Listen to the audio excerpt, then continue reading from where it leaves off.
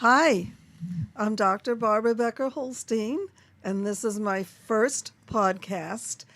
The Enchanted Self is bringing it to you, and I will describe what the Enchanted Self is, because we all have one. And I have two guests with me, and a third that will come in by telephone. I should have said telephone. It shows my age. By phone, a little later, one of the actresses in my latest film, Conflict. Anyway, we have Frank Nuzzi. Nuzzi? Did I get it close? Nuzzi. Nuzzi. Yeah, close. Okay. And he is the film editor. Well, he does all sorts of things, producing, directing, writing. But for my film Conflict, he was the film editor. And Deborah Higgins, who does everything too. Long history with Debbie. I fell in love with her when she was working in the post office as a postmistress.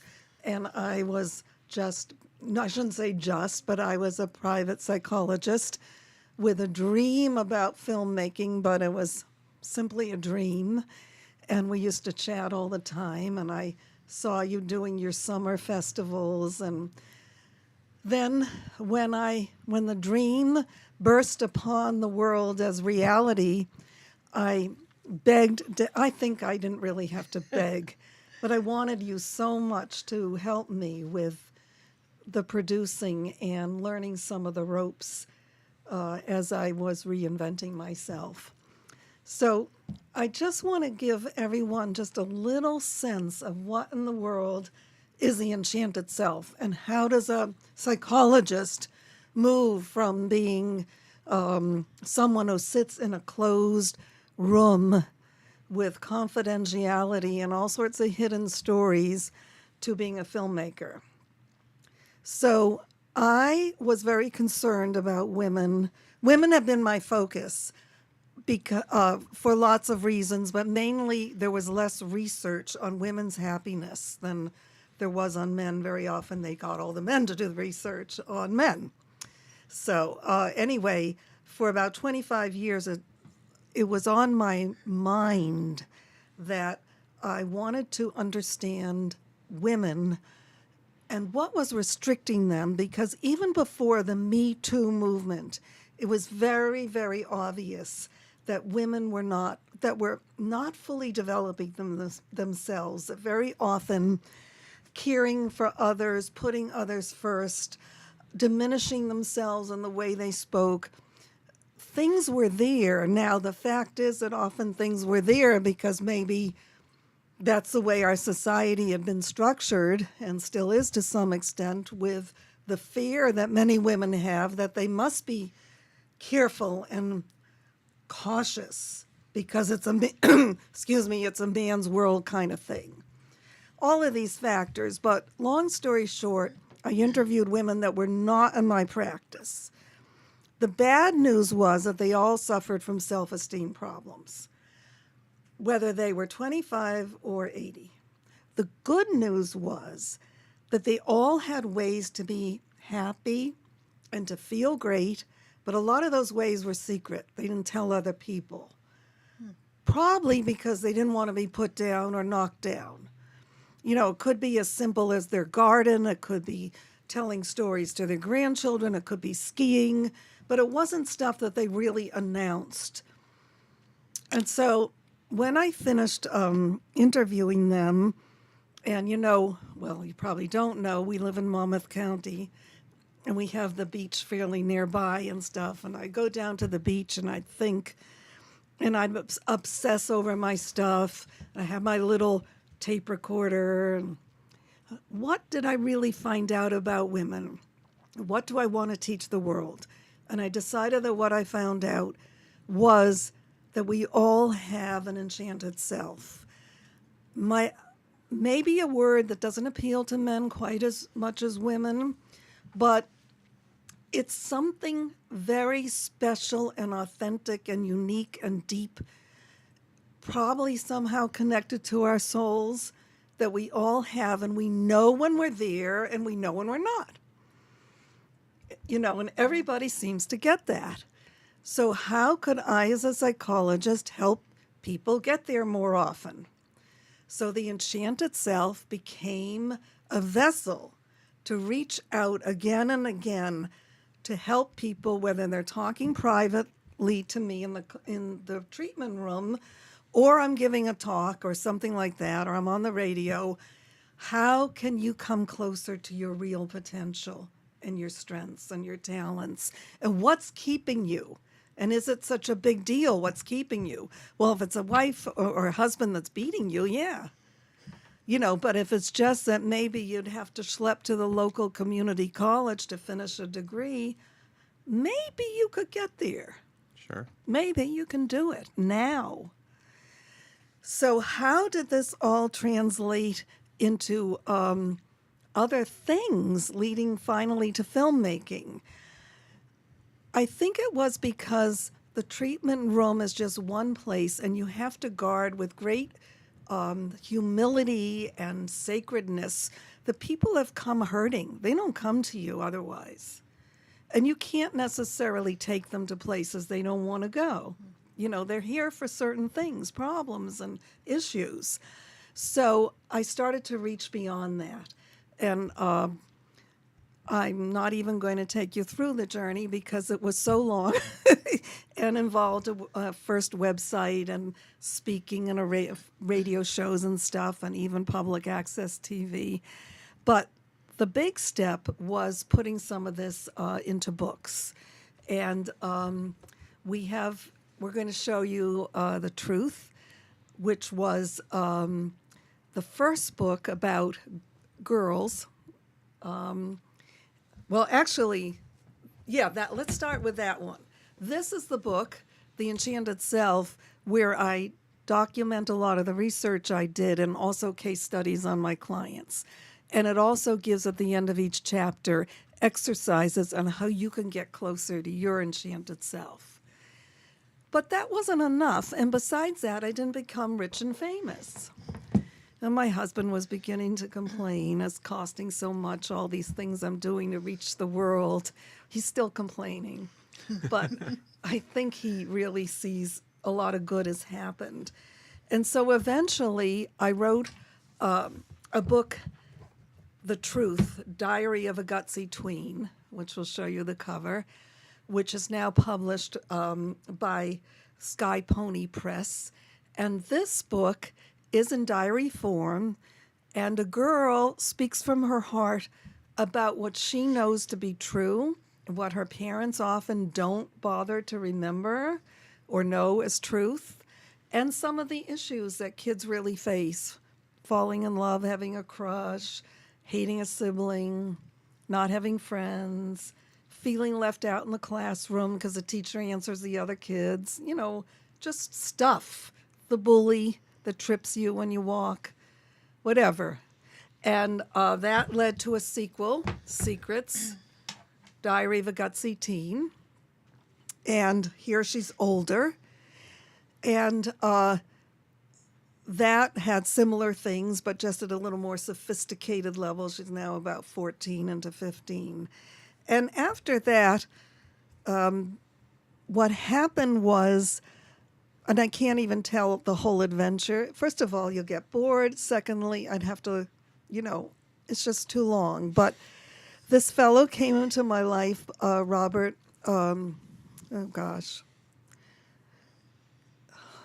just a second. I knew I would stumble somewhere along the line. Just Robert. Robert's Yeah. good Robert enough. came. Yeah, right. It's going to, Angelini. Oh, Bob. Yeah, Bob Angelini, a dear friend. And he helped me turn The Truth, the first book that was held up, into a play. And that just was wonderful. But instead of one girl, we had 8 girls, as if they were all experiencing parts of the same truth. And we've done that a few times. And then we did it with one girl, Megan Brown. And those of you that watched the last podcast show that I was on with Mr. Cullen, Megan was here. And Megan was the star in the play. She then came into some of the films. So it was when the jump was that after we started to work on these plays, I was just like sitting and thinking, well, maybe they'd make good films. And I asked another young lady, and now we're going to have another senior moment. Her mother's name is Sandy Terracine. We're going to have to take this part out. We can't. That's what post-production's good for. Yeah, fix and post. Right. Cassidy Terraciniano, but I think I'm mispronouncing her last name. Yes.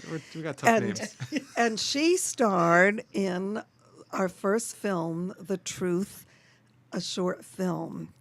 This film has won an award for the best pop song when it went to the Garden State Film Festival. Which I didn't write the song, obviously. I can't sing, or write a song. But anyway, it won, and it's been in many festivals. We're just going to show you a little bit of the trailer now.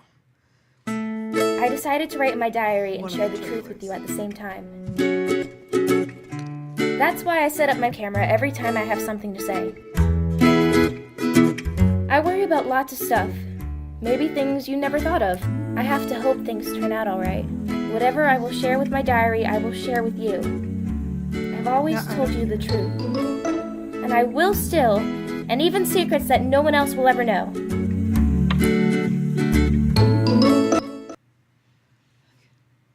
It played. Okay. So that's the trailer. And it was during this film that a creative moment happened. I think one of the biggest in my life, with the help of John Seeler, who was the editor of that film. And that was the jump to have the actress do a lot of her own scenes by herself without being watched as selfies, and then integrate them with B-roll filming. And I think that this is perhaps the biggest thing that I've offered the film community, is to start to think about how you can use selfies beyond horror movies, with everybody running around, but to use them legitimately, particularly maybe for kids and teens, to get an authenticity level that really is hard to capture at their age range without giving them more privacy and control of what they're doing. So after that, of course, I'm on now I'm on my roller coaster. I just can't stop. And the next film that we're going to show actually has not been accepted at any festival yet, although I've only put it in one or two. It's 30 seconds, and it's called Selfie, but it's going to give you a great idea of Megan Brown, the second gal to work with me on these films. Everything you see, I think, in this less than 30 seconds, she did her own recording on a phone. I have a secret. I wasn't going to tell you this. I don't like the way that I look in the mirror. I'm in love. I need my mom. Stupid baby. Guess who's going to get all the love and attention? Not me. My mom and dad said that I could go on a plane all by myself. I was so shocked. I could have died. I was so confused and concerned about things. How big can a family's secrets be? I feel empty some days and then completely fine others. Do you think I'm weird? That's it. So that's the second thing I'm going to show, and just one more little clip before I ask Debbie and Frank to join with me. And the third clip is from our latest film that Debbie produced. We're still in the middle of actually material. We've only used some of the material in this. And Frank did the film editing. And we're just going to see a little bit of the beginning, which actually is not a selfie. This is the B-roll around it. But it gives you a sense of moving from being 13 or 14 to some of the very serious feelings, a little darker, that can happen around 15 or 16, and which are so critical in our society today with the drinking and drugs and everything that the kids are dealing with.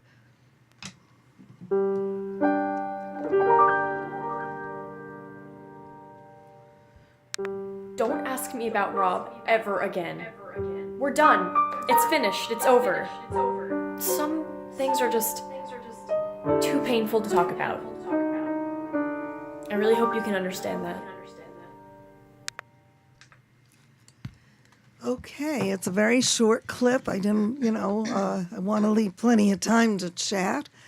So please, Debbie and Frank, just join in. Sure. I mean, it's so fascinating because you brought up a great point. Kids are different in private settings than they are in public settings. They act differently, they talk differently. So it's a fascinating choice to trust an actress or an actor of a young age to go and say, help me construct this character. But at the same time, you as the producer and director, not knowing what you're going to get back coming out of it. Exactly. So, I mean, it's an interesting concept. You're right. And for some reason, I just have complete trust. They seem to get it better than I would imagine. If they don't, I don't even think they would want to do it. Maybe there has to be a leap that's already happened. Well, I want to just say the transition that you made. When I met you, I was really impressed with your drive and ambition. And you had your principal actress, which was Megan. And I think that we had to expand it a bit. And another thing, when you make films that are independent little films, you're not like Universal Studios where you have a giant budget. And as a producer, you have to bring that in at a low rate as you can, because that's kind of your job to pull it together. I actually kind of tried to pull the crew together, and that's why Frank was chosen too, because he's like such an incredible editor. He just has this soul for, feeling and emotion, which is so necessary. And I also had my camera people, which are Bill Willis and Darren Davidson, who were excellent.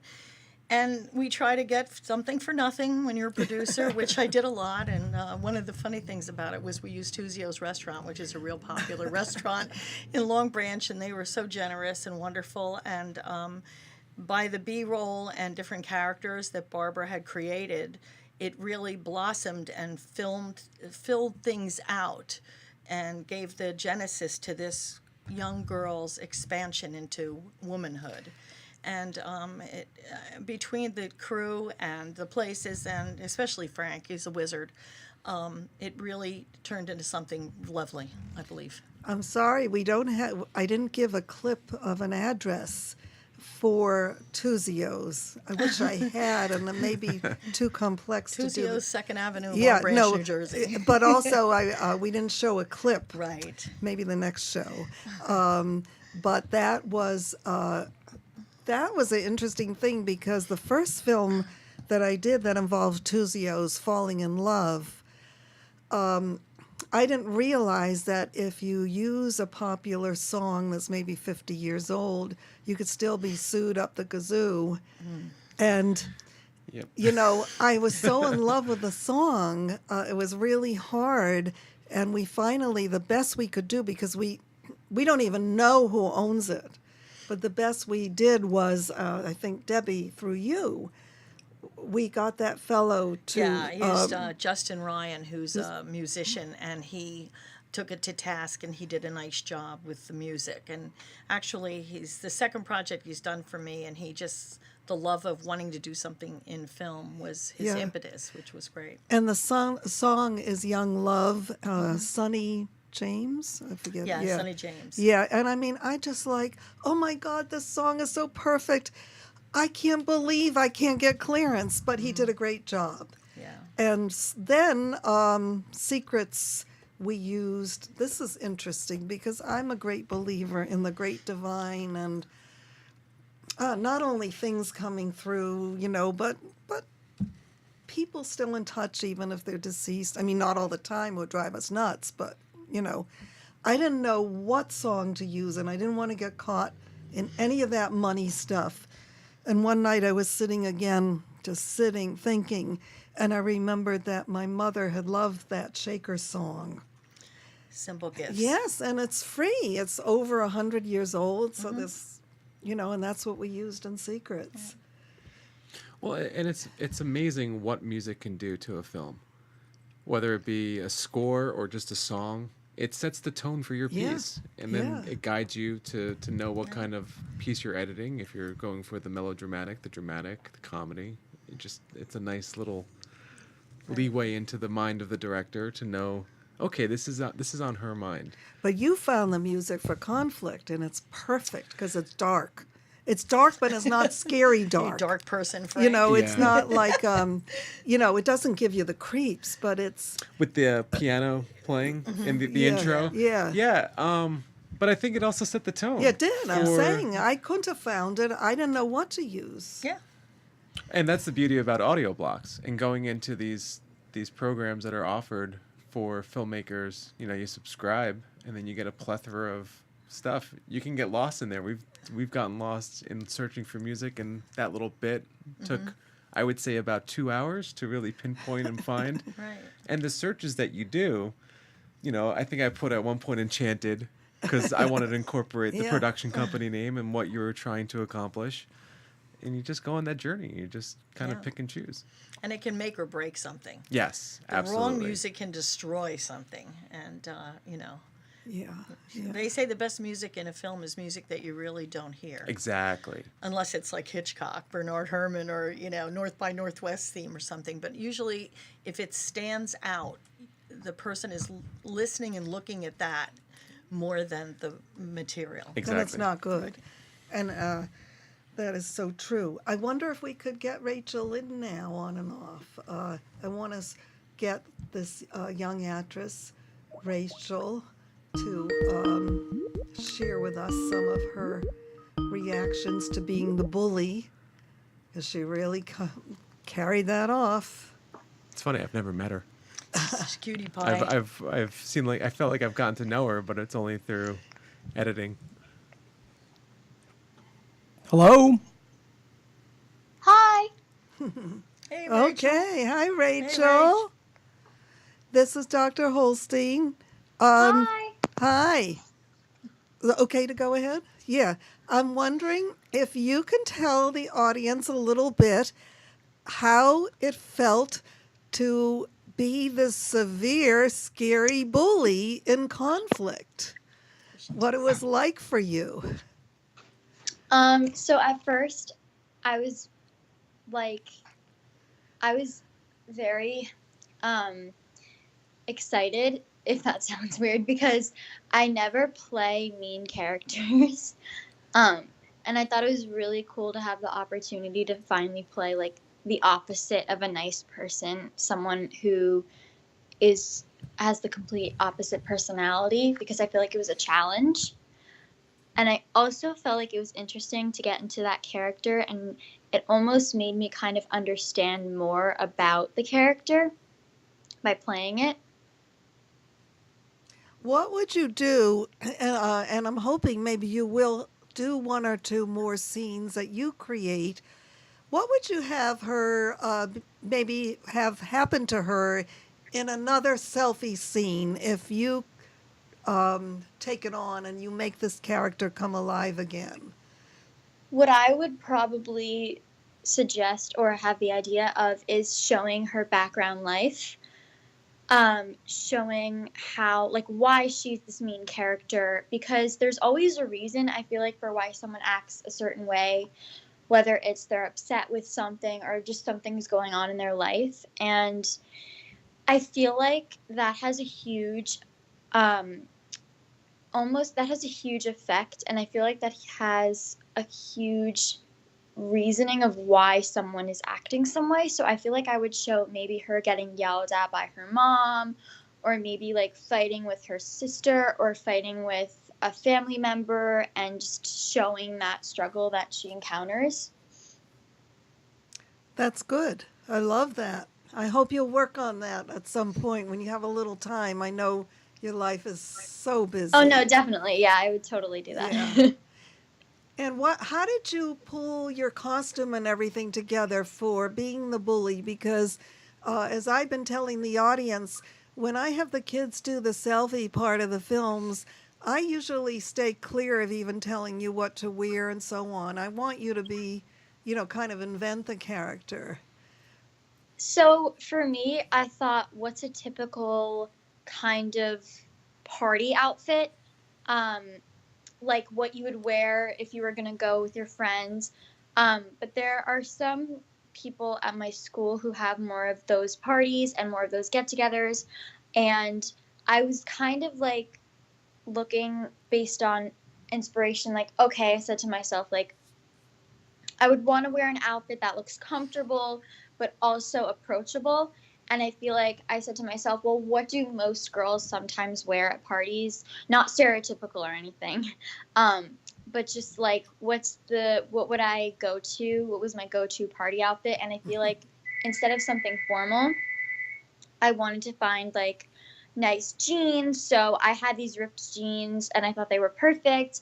And I love the look of crop tops. So I combine the two. And also for me, I always, like, if it's not a formal event, I almost always wear a crop top to my friends' parties and stuff and hangouts. So I was just like, oh my gosh, like jeans, like crop top. And then I tried it on and I was like, do I feel like I could take on a character in these clothes? And I was like, I definitely feel like I can create something off of it. And then I was like, I definitely want to have a completed look. So I straightened my hair and I just wanted everything to kind of look just as one. So you really worked very hard on that. Yeah. Yeah, and I think that's one of the wonderful things about the selfie options is Absolutely. I hope that more directors and producers and writers will realize that if you're asking a kid to pick a lot of their own clothing, their makeup, and maybe even a room in their house, although in our case we worked together on actually Debbie Higgins' grandmother's front porch in one of the scenes. But you're going to give a teenager a lot of respect and control and take a chance that what she comes up with is going to fit the film. And yours did 110%. And by the way, I think your mother knows, I don't know if you know, that the film will be shown at the New Jersey International Film Festival at Rutgers on June 9th. There were 22 films picked out of That's over great. 520 that were sent in. That's awesome. And Yeah. Rachel, this is Frank. I just want you to know. Hi. We've never met, and it's funny. Nice to meet you. Nice to meet you too. And putting together conflict, you did such a good job. There was a part of me at times, because it's a selfie thing and it's everything. I was like, man, is this little girl this much of a brat? I was like, oh my God, but she's so good. I'm gonna just keep it going. And then having seen you work a little bit on the Selfie Project and seeing a different side of you, I was like, oh my God, she's good. She's the stuff. She is. Yep. So you did a really good job. Let's mention the Selfie Project just a little bit before we let you go. That was a very different thing. We're only in the experimental, developmental stage of a pilot, but you were one of the 4 girls chosen to be in the first pilot. I was so happy about And this is very different because we were asking you to discuss some of the issues that you confront, and particularly with social media and drama in your lives. And maybe tell a little bit how you reacted to doing that and what your thoughts are, maybe about that becoming a series, let's say. I thought it was very interesting. I loved working with the girls. I thought it was very interesting because instead of playing a character or instead of trying to create a scene, it was more focused on just being yourself, having honest answers, having honest feedback. And I feel like it was interesting to be not vulnerable, but true to yourself on camera and talking about subjects that relate a lot in life and that are really important and significant. And I feel like it was very interesting because I would notice when someone would talk, I'd be like, oh my gosh, I love that idea and I have something more to say. And it was almost like everyone was piggybacking off of each other. which I thought was really interesting because at first I was a little nervous because I wanted to make sure that I was making sense, that I was saying everything clearly.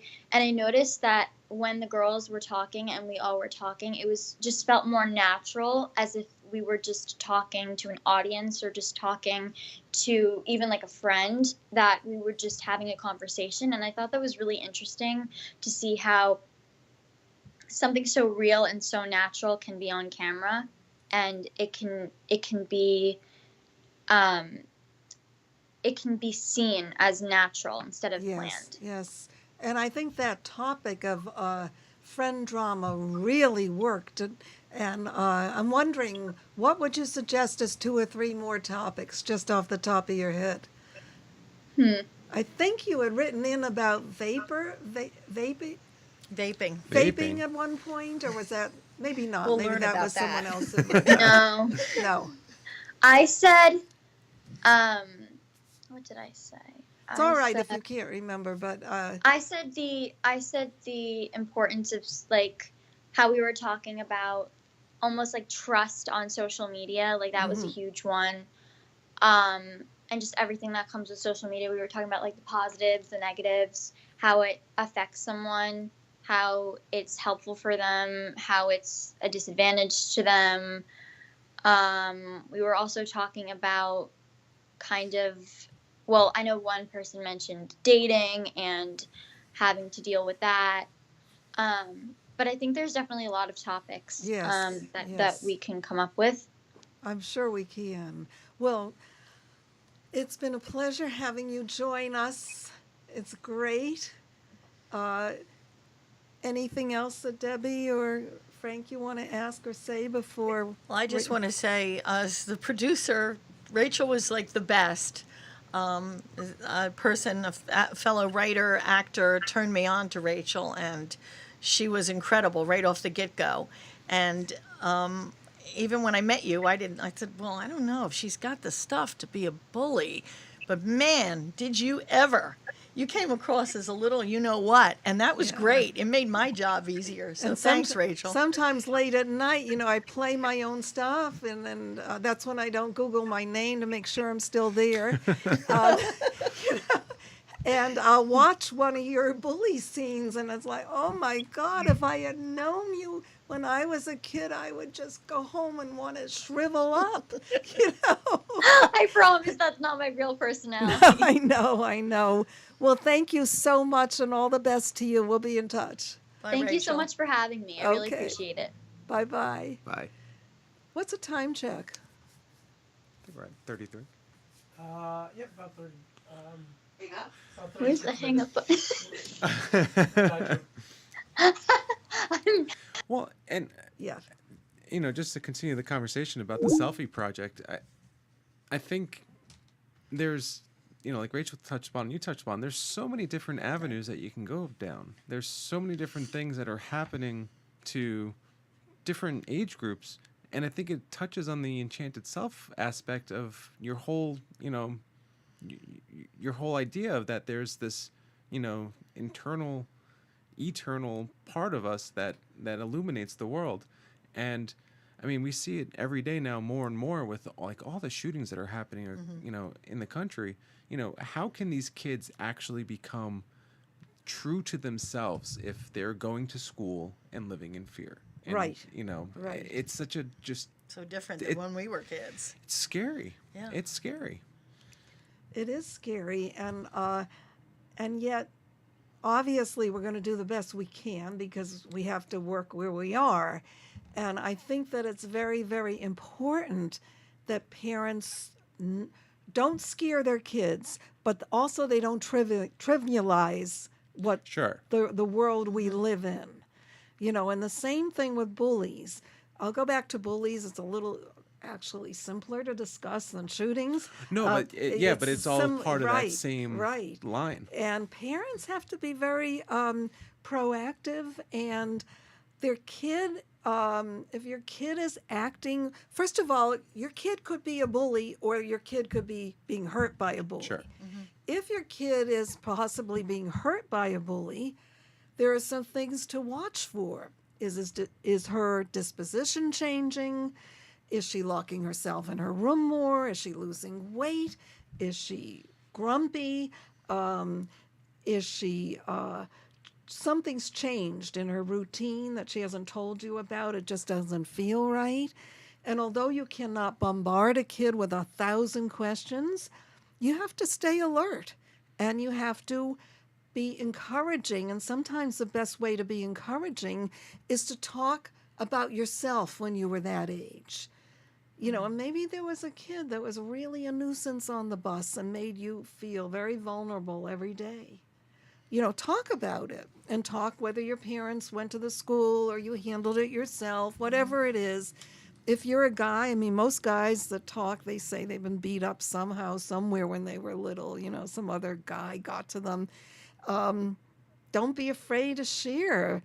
And also, don't be afraid that you may have to say to a kid, look, if this doesn't get solved, you want 2 more days to work on it yourself, fine. But if it doesn't get solved, I'm going to call your guidance counselor. You know, I'm in charge. You're under 18. I mean, not that you want to press the law, but, you know, I am in charge and I have to make that decision. And I think that's what comes across in the films and the concepts that you're trying to put across through your filmmaking is that you genuinely care. That's the first impression that I got, was that you're a caring person. And, you know, it never comes across as exploitive or exploitative, I think is the right word. Right. But you're giving a platform to these kids that are, you know, are able to see other kids their age go through experiences, especially with the Selfie Project. I mean, there's 2 different lines between the Selfie Project and the film work. Right. You know, the narrative characters that you're creating, it just gives the other kids, I feel like, a good insight into, okay, there's other people that might be going through the same things that I'm going through, and here's a little view into that world. Right. And then with the Selfie Project, which is really fascinating to me, is you're really putting, you know, kids out there to really talk about the issues that are affecting them. And I think as adults, you know, we almost go back to when we were kids. And it's like, well, that's the way I remember the world. But the way we remember the world is not the way that the kids are currently living. And it's a completely new ballgame, especially with social media, especially with the cyberbullying, all this different stuff that's happening. So it's a fascinating ride. And I'm just happy, you know, to be on it. Yeah. Another thing that I think about is sometimes you know, the media will focus on inner city kids that have really big conflicts, problems, like in the ghetto or in bad neighborhoods or Section 8 type of stuff. But people in suburbia that look like kids that have everything have problems as well. And they don't really have a safe zone. Except maybe their best friend, but they can't really sit down and open up to their bunch of friends because they can use that against them. So the Selfie film is like a friend you can record the new modern diary that people used to write in back in the 1950s and 60s. This is their new diary, kids, and it's really a good thing, as Frank said, because you're not exploiting them. You really want to reach these kids and have a movement to have them share their inner feelings that they might not be able to tell their parents or well, you just anybody. You just made me think of the institute that I'd like to create. It just came to me now. That it's an institute. Okay. You know, like if it's some sort of place where 2 types of selfie work would be going on with kids. Well, maybe even more than 2. But one would be filmmaking, from the kids making their own films to established filmmakers working with kids, where what I've developed, this part selfie, part teamwork with a crew. And then the other part of the institute would be really ways of talking publicly for kids, that they can get the truth out and their concerns without feeling at risk, you know, because it can feel very vulnerable in our society to even tell the truth. But if you get a group of kids together and you create the right atmosphere, like the Selfie Project show, and then there's a topic where they're all talking about it, then I think you create some sense of safety, where things can where you can move out into the world, but then you have to also get the teachers and the parents and others thinking about solutions along with the kids. It can't be just left to the kids. Right. You know? I think a lot of kids nowadays are walking on eggshells too. They don't really know. They're afraid because of putting it on social media that, say you have a fight with somebody who you have a confidence in, all of a sudden they could turn on you and send it to everybody, and then you're ostracized. It's like, Yeah. it's like the Wild West in a sense. yeah, I mean, But it's like wide open. Thank God I didn't grow up that time. I was just going to say, to your point, Debbie, about, there's like not two different worlds, but there's two different realities of, there's suburban living and then there's inner city living. And I think it's really fascinating to see what the crossover is with these kids, of like which problems or issues are they dealing with that's shared and collective between both, just around the world, even just everywhere. And then what problems are having specifically based on their, socioeconomic locations in the world. And it's just fascinating to see that, you might be giving these kids a platform to see the world through another kid's eyes that might open themselves up to, what's happening. And a lot of kids can be more truthful and say what they need to say emotionally if they're allowed other things like to create music and dance and art, which very often they don't get a chance to do in a way that I would call the Enchanted Self way, which is what really works uniquely for that person. Maybe they learn to play an instrument, but it's all very much around. I studied the violin for 10 years till I put it under my bed. And finally, that was it. I had it when this last teacher poked my arm too much. And, I never got to a point where it was authentic. It was fun. I liked being in an orchestra. It gave me something to do on the weekends, but it wasn't really my modality. And I think that very often kids are so wrapped around and they're dragged to things, and they have to, you'll know with your two little girls in a few years. Yeah, well, they have adult schedules. I mean, they're running around with this and this and this and this. And I would say to parents, take some time to be honest about your own talents and interests and maybe even lost potential. Don't be afraid to share your own journey with your kids. Obviously, there's some things that are, not appropriate, but you share some of this stuff and help them understand that you're looking to encourage what their talents and potential is. Sure.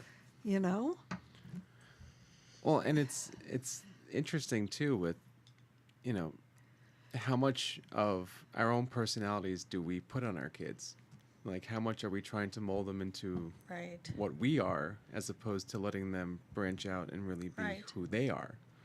But it's the balance. And I really think that, like you just said, Barbara, with the Selfie Project, or just the Selfie films in general, they don't all have to be straight narratives. Like you just said, one could be a musical. One could be a kid just picking up a guitar and deciding to play music for 10 minutes. Like you never know. Right. And I think that's the beauty of the potential for what you're trying to do with your film work. Yeah.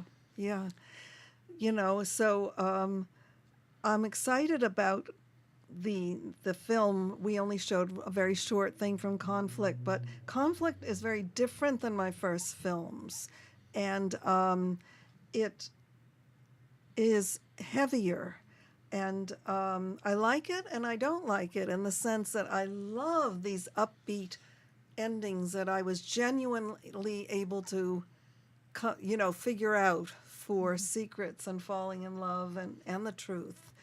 And it's not, there are no simple endings for No. conflict. And the second one, which Frank and I have talked about doing, is about her experiences with the medium. And I think that this is just going to be just charming and fun, a little more clear that there is an uplift that really helps her out at age 15. Help from Beyond, which was the working title of all the film that now sits in my computer. But it's still a different journey. I guess every year in a teen's life is really different. Sure. Just And not all the different. time does a kid's journey end on a positive note. No, Right. absolutely. So it's more true Yeah. to real life that, Yeah, things yeah. aren't going to always be hunky-dory at the end. I want to give each of you, anywhere, I think we have enough time for 5 minutes each. Talk about what's most important to you at this point in your lives with your work and your dreams, what's happening on the agenda, whatever you want. You go first. Oh, of course you're going to put me on the spot. Let's hear you. it, kid. As you both know, me and my wife, Jess, we've got 2 beautiful girls. They're a handful, 1.5 and 3.5 years old. So that's its own journey and its own experience. But it's fun. It's always different. A few years ago, my buddy and I, John Headland, we started Open Iris Entertainment, and it's been steamrolling the last couple of years. We just keep producing more and more content. Personal goal for me is to really get to work with unique, independent, like you, Barbara, and a couple other people that I've met recently to develop new projects. Greg Jolly, a good friend of mine, we developed Flare together. He wrote and directed it. Just giving a platform to any producer, director through Open Iris Entertainment that wants to, see their picture come to life, and we help them take it from concept to completion. That's what I've been doing. It's a lot.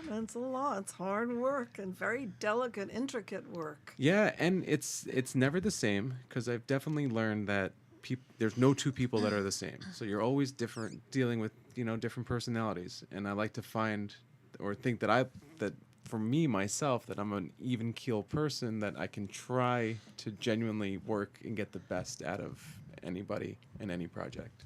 So that's kind of me. Now I'll you're up. attest you are an even-keeled person. Well, I'm a little bit older, of course, but my whole thing with film is I love film itself, and I love the history of film, and I started as a film critic, and I still consider myself a film critic at heart. But I love to tell a story. I love to have things remembered as well. That's why I love documentaries.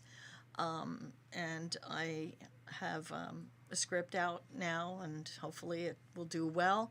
But to tell really good stories, because I remember film from the beginning, and I see a lot of stuff out there that's not very good. But when it's a good film, people really get it. And we need more good films that have good content and people will remember.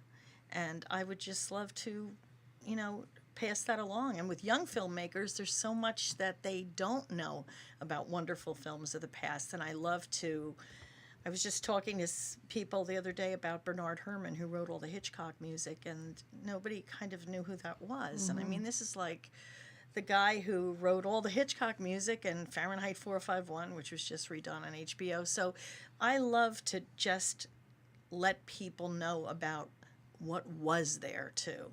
Kind of like the Robert Osborne. I'm like that. So, and my head is falling off. But, so that's important to me. And telling a good story and keep getting projects and being vital in the business.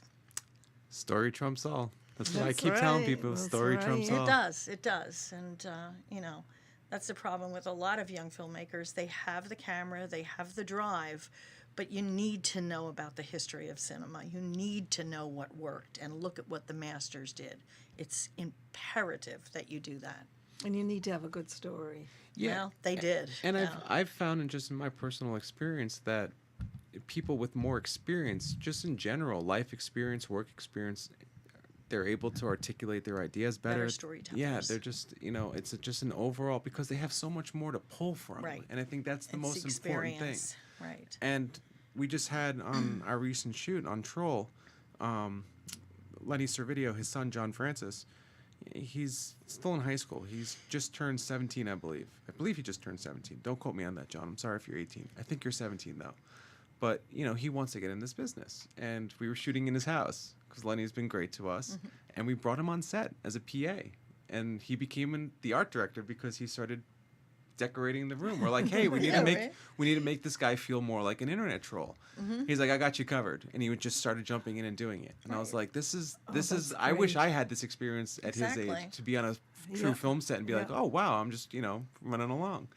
There are a couple of times I had to reel him in a little bit, be like, doing great, but just take a little. too excited. Yeah, it was pure excitement. But I mean, that's ultimately where we all pull from, is the experience. And I That's think right. Frank and I will agree, to younger filmmakers or whatever, not that have the world of experience, but we kind of do, in a way, see everything. No, yes. See everything. Just watch movies as much as you can, Even the bad stuff. because that's how you learn. Yeah. That's Even when the you cult go, films, I don't want to make a movie like that. Right, So exactly. I, Right, Yeah. exactly. Yeah. So this has been fascinating, and I'll tell you just one guest that I'm hoping will be on by Skype next time, and she ties into my books, because this is a girl that lives in Vietnam, and her mother bought her the truth, the truth in Vietnamese. It was published in Vietnamese, and she was about 9. And she wrote to me because I had my email in the back of the book. wow. And we have been pen pals ever neat. since. She was going into her senior year of high school, but she's so fluent in English that she was chosen as one of, I think, 50 students to come together, and they're going to be, I guess they'll be studying part of the time, but they'll be designing also a university that will be a top university, and I think it has some funding from foundations and fellowships. I don't remember which names. And then the next year they'll start college through this university. So I was texting her today, and she said she would love to be a guest. And I mean, I call her my 5th grandchild. We've been so close. We've never met. And I don't know when we'll meet. I hope we'll meet someday. Maybe she'll do a selfie for you one day. Yeah. But it's amazing, though, that, she got your book, she read it, and she took the time to email it to she you. did. That's right. That's amazing. It is amazing, and it really enriches my sense of what I call the enchanted self, that I was able to reach this one person. And that's usually all that matters, is the Yeah, one and person. And it shows you right. how organic literature plus filmmaking is. It's organic because it's collective, it moves people, they contact each other, and something's created. That's right. Right, and Yeah. in our biz, in filmmaking, the best thing you could ever have is word of mouth. Totally. 100%. Right. You need that word of mouth. Networking, the big Yeah. N. Yeah. And without that, you just kind of get stuck on the sideline, on the side of the highway, just That's watching the true. other cars whiz you Yeah. by. You're like, Yeah. oh, Yeah. pick me up. Yeah. Yeah. So, do you want to give an email address or anything for yourselves, or I don't? Okay. Nah. So, You can find me, openirisentertainment.com. and anyone who wants to write to me, barbara.holstein@gmail.com is pretty simple. So I'll give that address. And I think we're kind of done for tonight. I think this is a great experience. Thank you very much Yeah, for thank you for inviting having us us. on It your was show. fun. Congratulations on the show. Yeah. Just Thank you. another thing to do, right? Right, another thing to do. And that's a great thing. So, and we're very happy with When how I conflict had turned the out. show on the public access, I would say something like, bye for now. And so I guess we can do that. You have to have a Carol Right, Burnett thing yes. that goes on, Thank you. Okay.